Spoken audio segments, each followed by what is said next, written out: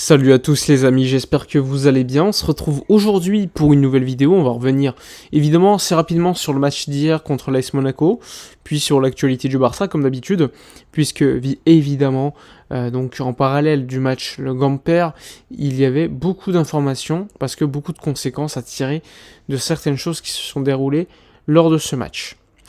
Allons-y. Déjà, pour rappel, n'hésitez pas à vous abonner à la chaîne, liker, commenter, partager ou me suivre sur mes différents réseaux sociaux.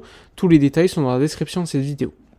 Alors allons-y, on va revenir tout d'abord sur le trophée Gamper. Alors, je ne sais pas si vous l'avez regardé avec beaucoup d'intérêt. Personnellement, je l'ai regardé comme un match de préparation comme un autre, sachant que ça reste un match de préparation.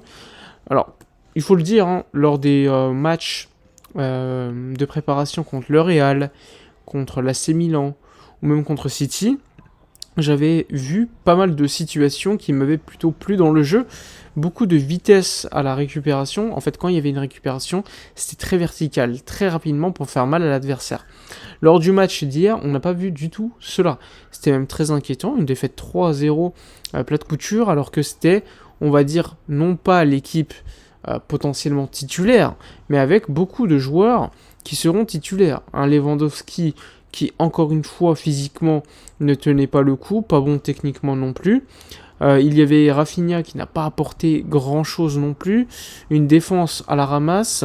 Un Ter Stegen qui ne sort jamais, comme d'habitude. C'est quand même très récurrent. Et très peu de situations créées offensivement. Manque de talent clair offensivement. Moi, je pense qu'on est tous d'accord pour le dire. Le Barça va perdre 3-0, avec notamment un premier but où Marc Bernal est selon moi responsable parce qu'il s'endort un petit peu sur l'action. Et sur les autres actions, franchement, il n'y a rien à dire. L'AS Monaco a été meilleur, mauvais alignement de Baldé, beaucoup de petits détails qui font pencher la balance vers l'AS Monaco qui nous a mis quand même 3 buts. Le Barça n'est pas perdu à Trophée Gamper depuis 12 ans. Alors, ça veut peut-être rien dire, mais pour moi, ça a juste conforté mes idées que j'ai toujours. Alors, je sais bien, Casado, Bernal, c'est bien de faire confiance à la jeunesse, parce que c'est des joueurs qui vont apporter et qui vont grandir peu à peu. Mais aucun de ces deux joueurs-là ont leur place normalement au Barça titulaire. C'est une certitude. Pour moi, les dossiers les plus importants ont toujours été les mêmes. Le milieu de terrain, ainsi que l'ailier gauche. Et aujourd'hui, on se rend compte que pour l'instant, on n'a aucun des deux. Nous avons recruté Dani Olmo, qui n'est pas un ailier gauche, mais qui va probablement jouer à ce poste.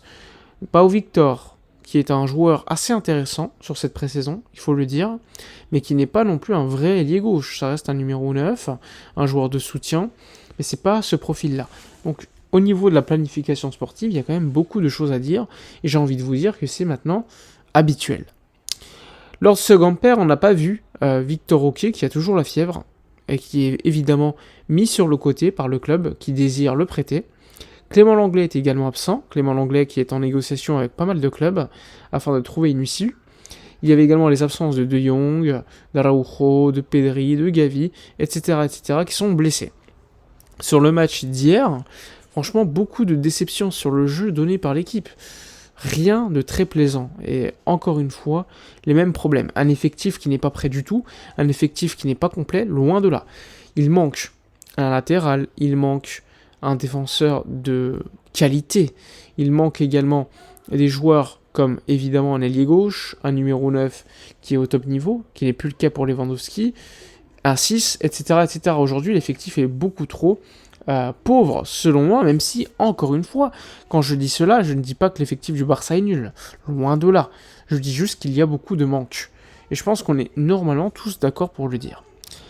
En parallèle de ça, il y avait également le dossier Nico Williams. Et juste après le match, on a pu comprendre que le Barça faisait un petit peu fuiter partout, que le deal n'allait pas se faire. Parce que Nico Williams n'a pas répondu, le Barça en a un peu marre d'attendre. Sachant que Bilbao, en plus, postait des vidéos avec le joueur qui porte un nouveau numéro, le numéro 10. Bon, le message, il est quand même assez clair, même si dans le passé, on a déjà vu de tels joueurs avec de nouveaux numéros qui partaient ensuite. Mais franchement, vu le temps qu'il y a depuis qu'on est sur ce dossier, il faut passer à autre chose. On est le 12 août, le Barça n'a pas préparé un autre dossier, c'est quand même assez préoccupant.